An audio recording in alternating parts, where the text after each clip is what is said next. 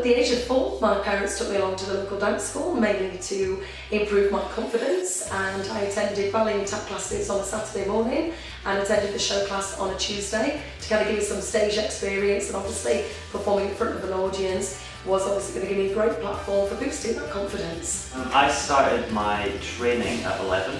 I was actually quite late for quite a late start.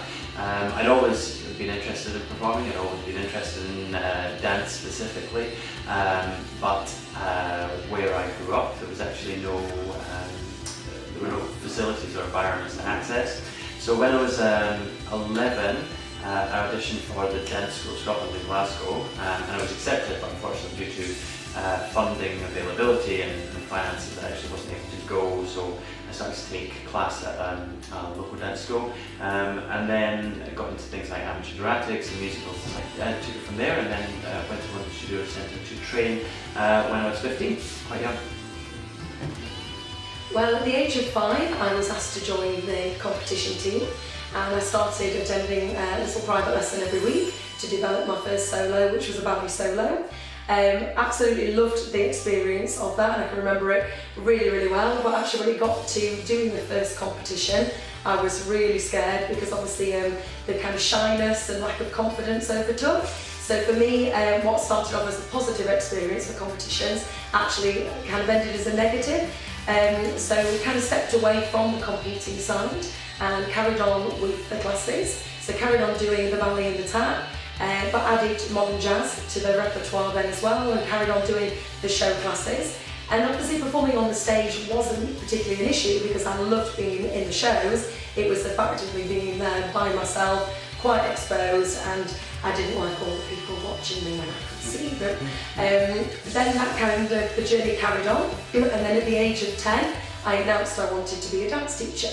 And my parents could obviously quite clearly see how much I loved performing as well. It was something I talked about all the time. We'd put shows on at home.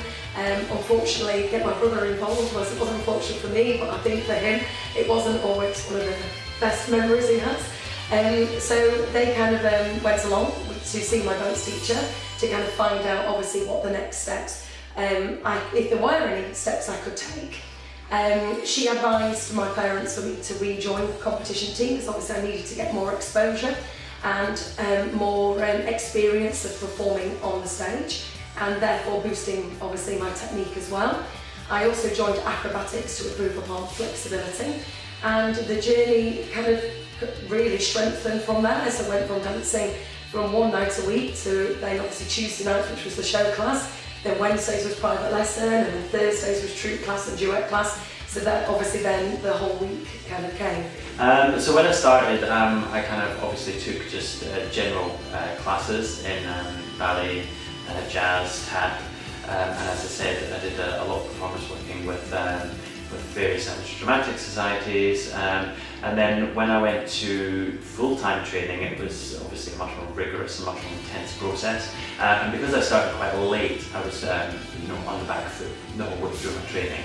So my training went from being in the evenings and the weekends and a lot more performance-based to really intensive physical activity, intensive physical training, 5-6 days a week. And then after I completed my training, I worked for a while, and then I've gone back to train, but this time in a more academic sense. So because I was so young when I started my training, I wasn't able to do a degree pathway. So when I started to teach other students, I went back and I did my degree, and then subsequently after that, I decided to go and do further study to master's level, purely because I was writing a lot of curriculum content at the time for dance and musical theatre and drama. I was verifying standards, and it made sense to be that extra step ahead, looking at how dance is received in an educational context across the board through all ages and stages of learning. So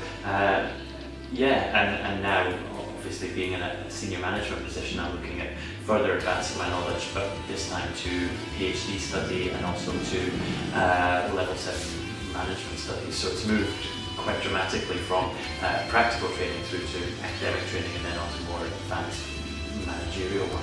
From the age of 11, I then went to help classroom assist on a Saturday morning, help with the little ones. And when my dance teacher asked me, I found it such an honour, because for me, she was the lady who had kind of inspired me to become a dance teacher.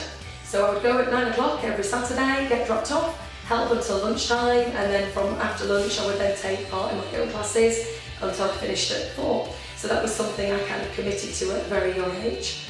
At the age of 14, I started taking teacher training classes, which was 2 years earlier than the actual advised age, but obviously because they could see it was something I was passionate about, and I would volunteer my time quite a lot to obviously help. And well, obviously at the time I didn't realise how much it was helping me and assisting. It was something that I was clearly loving and was passionate about doing.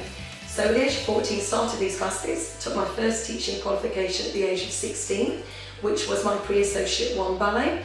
And then at the age of 17, started running a satellite branch for my dance teacher. So I would, well, I was taking A-levels at the time. I would go off for the bus on the morning with my college bag, but also my cassette box and my stereo. And because I was also a guitar player, I would also have my guitar as well. So there I was at the bus stop, and obviously there's something you did because you loved it so much. And the school I went to, the college I went to, was so supportive in what I did. They would actually allow me to leave college 20 minutes earlier because I had over a mile to walk to where this satellite branch was. So I ran this branch for many years. My mum would sit in the lessons as well, because obviously I was under age, but at that time obviously the guidelines were much easier, and obviously rules and regulations were a little bit easier as well. Carrie was still continuing my studies. Then at the age of 18, I took my first teaching qualification, which was my associate tap, which I was awarded a distinction level, which was fantastic. It gave me a boost to kind of obviously continue and carry on.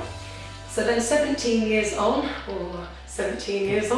I am now a fully qualified teacher at fellowship level, which is the highest attainment band in the IDTA, achieving results of 95 and 96% as well.